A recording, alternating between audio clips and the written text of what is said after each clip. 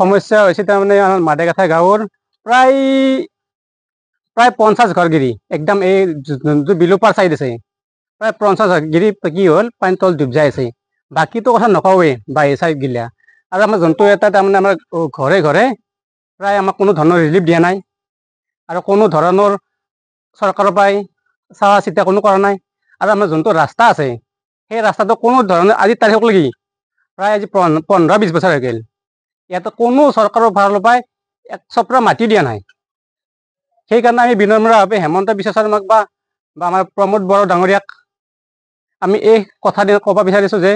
তেখেতসকলে আমাক অতি শীঘ্ৰে যাতে আমাক ৰাস্তাটো কৰি দিয়ে আৰু আমাৰ ইয়াতে যিবিলাক কণ কণ ল'ৰা ছোৱালী আছে তেওঁলোকৰ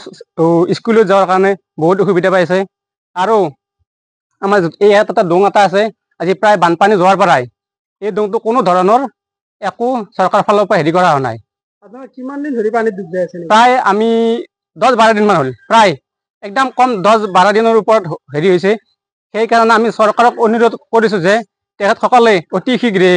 আমাক এইখিনি ব্যৱস্থা কৰি দিয়ে যেন প্ৰশাসনৰ কোনোবা মানুহ বা বিটিআৰ চৰকাৰৰ অসম চৰকাৰৰ কোনোবা আহিছে নেকি নাই ইয়াত কোনো অসম চৰকাৰৰ বা বিটিআৰ চৰকাৰৰ কোনো ধৰণৰ ইয়াত যোগাযোগৰ বা ব্যৱস্থা বা কোনো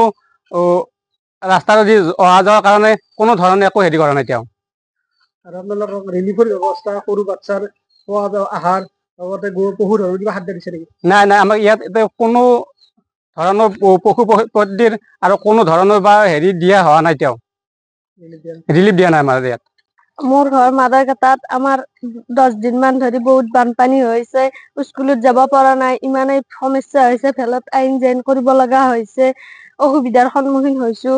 আৰু ইমান পানী গৰু ছাগলৰ সমস্যা ঘৰ দুৱাৰ পানী উঠিছে বহুত আমি স্কুলত যাব লাগিলে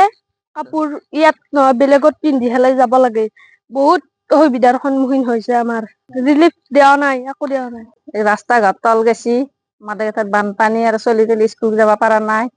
বানপানীত ভিজি আছে গরু ছাগল থাকতে পারা নাই আকো দেওয়াই নাই সরকারে